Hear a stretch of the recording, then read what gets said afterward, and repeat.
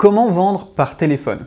Salut à toi et bienvenue dans cette nouvelle vidéo. Dans cette nouvelle vidéo, on va voir comment tu vas pouvoir vendre avec ton téléphone. Alors plusieurs fois, j'ai eu le cas de figure où il y a un client en face de moi, il sait que l'offre, elle va lui apporter quelque chose, mais il a besoin finalement du dernier contact, il a besoin d'être convaincu au téléphone.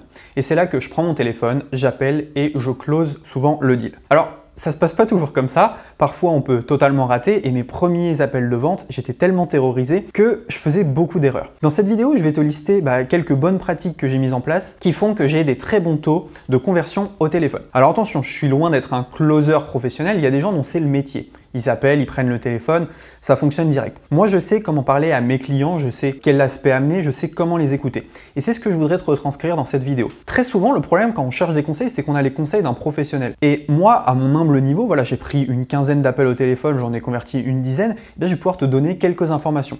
Bien évidemment, si tu te formes avec des professionnels, tu auras probablement de meilleurs résultats qu'avec moi. Moi, c'est une vidéo gratuite où je te donne les conseils et mon expérience tout simplement. Donc dans cette vidéo, on va voir finalement les bonnes pratiques que j'ai mises en place. Donc n'hésite pas à liker cette vidéo, à t'abonner à la chaîne Ecom French Touch pour ne rater aucune de nos prochaines vidéos et on se voit juste après l'intro.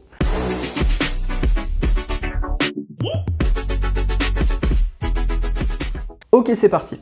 Donc déjà une première chose, si vous vous demandez si vendre par téléphone, ça fonctionne. Je suis sûr que chez vous, vous faites harceler par l'isolation à 1 euro, par l'économie d'énergie, par plein d'appels téléphoniques. En fait, il faut comprendre quelque chose. Si les gens utilisent encore la prospection au téléphone, c'est que ça fonctionne. Et si des sociétés sont capables d'appeler toute la journée des gens au téléphone pour leur vendre de l'isolation à 1 euro, c'est qu'elles sont hautement rentables. Donc la vente par téléphone, ça fonctionne, ça fonctionnait il y a 5 ans et ça fonctionnera probablement toujours dans 5 ans. Alors pourquoi est-ce que ça fonctionne si bien? Tout simplement parce que la voix, c'est un formidable vecteur pour vendre. Avec la voix, on peut rassurer, on peut donner des bonnes informations, on peut instaurer de la confiance. Bref, une voix, ça fait beaucoup de choses et avec votre voix, vous pouvez vraiment faire des miracles. Donc si vous vous demandez si la compétence vente par téléphone est importante, bien sûr que oui, c'est primordial. Et pour des gros contrats, donc gros contrats, je parle au-dessus de 1500 euros par exemple, pour moi, il est primordial de passer au téléphone pour rassurer le client, lui expliquer vraiment en détail ce qu'il va avoir et finalement le closer. J'ai même des amis qui closent des contrats à 15 000, 20 000, 30 000 euros au téléphone. Et il y a même des commerciaux qui font bien plus. Il y a des contrats à quasiment 1 million, même plus, qui se font au téléphone parfois. Et donc, voilà, il faut bien comprendre ça. Le téléphone, c'est un excellent vecteur pour vendre. Alors, comment est-ce qu'on fait un appel de vente? Première chose qui est extrêmement importante, c'est avant l'appel, renseignez-vous sur votre client. Qui est-il? Quel âge a-t-il? Quelles sont ses souffrances? De quoi a-t-il besoin? Est-ce qu'il est dans une phase prospect froid ou prospect chaud? Est-ce que vous êtes prêt de le closer ou est-ce qu'il va falloir un petit peu temporiser? Toutes ces choses-là, renseignez-vous à fond. Il n'y a rien de pire qu'un commercial qui arrive et qui ne connaît rien sur la personne en face. Ça fait clampin et vous n'avez aucune chance de closer. Moi, quand quelqu'un m'appelle et me dit « Ah oui, toi c'est Roman, t'as une chaîne YouTube peut-être, Ecom French Touch ou c'est une autre, non ?» Voilà, bon, là directement, je sais que la personne, elle ne s'est pas renseignée sur moi, elle fait ce qu'on appelle de la masse et ça n'a aucune chance de convertir sur moi. Donc j'ai besoin de quelqu'un qui m'appelle par mon prénom, qui me dise « Ah oui, tu as collaboré avec telle personne, telle personne. » Voilà, une relation où on se sent respecté. Et ça, c'est super important. Donc avant l'appel, renseignez-vous un maximum. Deuxième chose, trop de personnes font ce qu'on appelle du cold phoning. Donc ça veut dire qu'ils voient un numéro de téléphone, ils appellent et ils essayent de vendre. Ça ne fonctionne pas comme ça. En fait, il faut que votre prospect ait l'impression que l'action ou l'autorisation de l'appeler vienne de lui. Je m'explique. Si vous envoyez un message sur LinkedIn, si vous envoyez un message sur Facebook et que ça mène sur un appel, là c'est bien parce que vous avez l'accord. Si vous prenez le téléphone et que vous essayez de vendre, vous allez déranger la personne.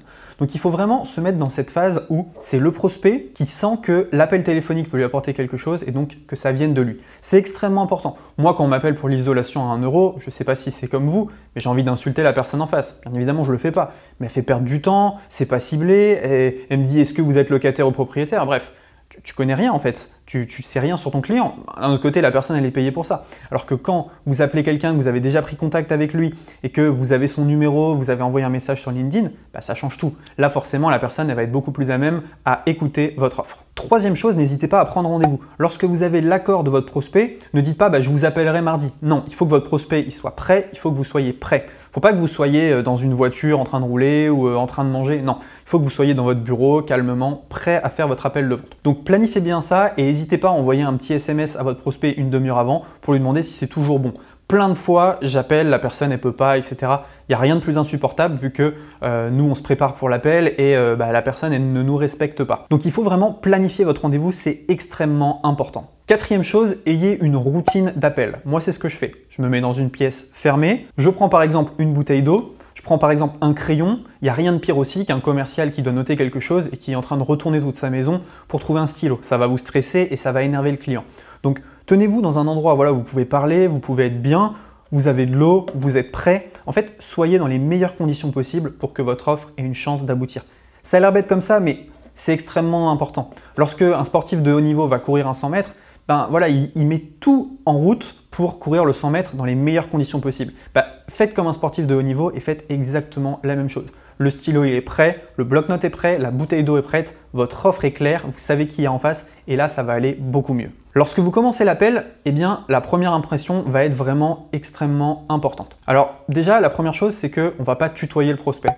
On va lui poser la question, est-ce que tu as un problème ou est-ce que ça te dérange que je te tutoie si vous êtes dans une relation proche? Sinon, vous voyez-le.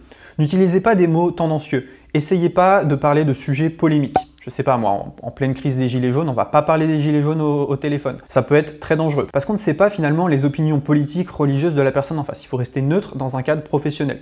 Parlez de choses qui peuvent vous rapprocher, par exemple la météo, par exemple, je sais pas moi, les vacances, un truc simple. Mais n'essayez pas de partir trop loin. Également, utilisez un vocabulaire passe-partout. Au début, ça sert à rien d'être trop amical ni d'être trop cordial. Il faut vraiment rester dans une limite. On jauge notre prospect. C'est une sorte de bras de fer en fait. On essaie de jauger la personne qu'on a en face.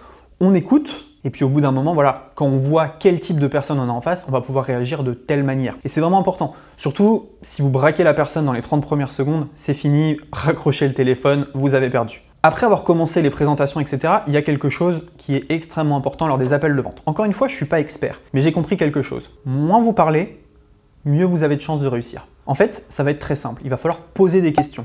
Il va falloir amener le prospect à se rendre compte en fait que votre solution, ça va être la meilleure.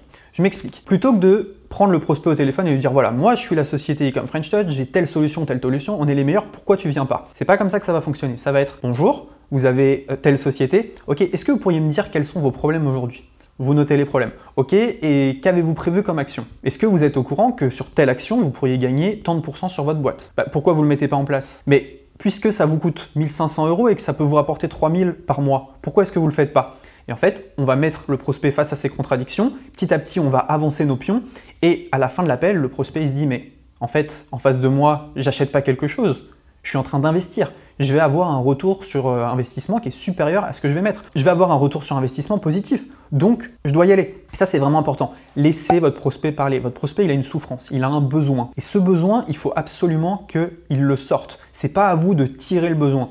Si c'est de la vente forcée, c'est pas intéressant, puis vous n'allez pas aimer du tout. Il faut vraiment, écouter. On écoute, on écoute, on écoute. Et à partir du moment où la personne a parlé, là, vous pouvez déballer votre solution. Petit à petit, vous la déballez, vous la déballez.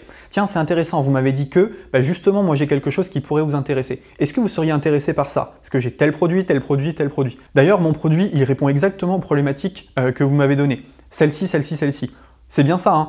Et puis à chaque fois, vous essayez d'impliquer le prospect. Je ne sais pas si vous avez déjà vu des webinaires de vente. Un webinaire de vente, on essaye de faire dire oui un maximum. Est-ce que vous êtes présent dans la salle? Est-ce que vous êtes d'accord avec ça? Est-ce que vous voulez une meilleure vie? Est-ce que vous êtes d'accord que 500 € de plus par mois, ça vous aiderait? Oui, oui, oui, on implique le prospect. Bien, c'est la même chose au téléphone. On l'implique petit à petit. Mais il faut comprendre que pour impliquer votre prospect, il faut que vous soyez au top de la forme. Ça veut dire, encore une fois, meilleures conditions, super offre, vous connaissez votre prospect et là, ça peut rouler. Une chose qui va être extrêmement importante, c'est que si vous suivez un prospect, il faut tenir à jour tout ce que vous avez dit avec votre prospect. Pourquoi? Parce que si vous rappelez la personne et que vous lui dites « Ah oui, c'est vrai, on avait parlé de ça, mais je me souviens plus que… », là, vous passez pour un vendeur de tapis qui ne se souvient pas. Donc moi, ce que je vous conseille, c'est d'enregistrer vos appels. C'est vraiment pas mal, ou alors au moins de noter sur un papier tout ce que vous faites, tout simplement parce que c'est ce qui va vous aider à vous souvenir et à trouver finalement les points sur lesquels le prospect n'était pas vraiment sûr. Peut-être que vous allez pouvoir retravailler ces points et proposer une offre. Quelque chose d'extrêmement important aussi à faire, c'est du remarketing. Alors, du remarketing par téléphone. Je ne sais pas si vous faites de la pub Facebook, mais lorsque quelqu'un voit votre pub, le but c'est qu'il voit ensuite votre tête le plus souvent possible pour qu'il achète. Au téléphone, c'est pareil. N'hésitez pas à J+2 à envoyer un petit SMS, à J+3 à envoyer un petit message LinkedIn. On rechauffe le prospect. Plein de fois, quand j'ai été démarché, j'ai fini par acheter tout simplement parce que la personne me relance. Et puis, en fait, à l'instant T, je sais pas, mais 2 semaines après, je me rends compte que c'est la solution dont j'ai besoin. Puis, j'ai pas trouvé d'alternative, donc j'y vais. Donc ça, c'est vraiment important. N'hésitez pas à relancer votre prospect, à lui poser des questions. Et ça fonctionne très très bien. Lui, il va voir que vous lui portez de l'intérêt. Alors, il va peut-être vous prendre pour un forceur, mais c'est pas grave. À la limite, voilà, vous faites votre job.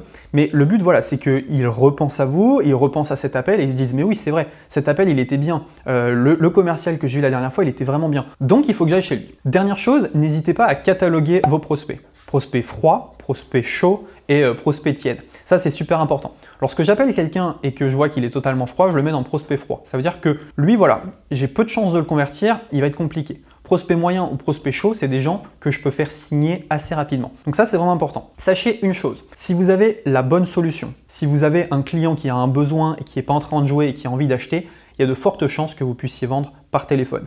Le prix, effectivement, il va être important. Mais ce qui est important, c'est que vous ayez la solution au problème de votre prospect. Et bien évidemment, si vous êtes cordial, si vous êtes prêt, si vous respectez votre prospect, si vous vous renseignez sur lui, bien vous aurez beaucoup de chances de réussir. Donc ce qu'il faut retenir de cette vidéo, c'est renseignez-vous, laissez le prospect parler, posez un maximum de questions et lorsque vous proposez votre offre, eh bien, essayez de reprendre point par point ce que vous a dit votre client pour montrer que votre solution est vraiment la meilleure. Merci à tous d'avoir regardé cette vidéo. Surtout, n'hésitez pas à commenter sous cette vidéo si vous avez déjà pris des appels de vente. N'hésitez pas à liker cette vidéo, à vous abonner à la chaîne Ecom French Touch et on se dit à très bientôt dans une prochaine vidéo.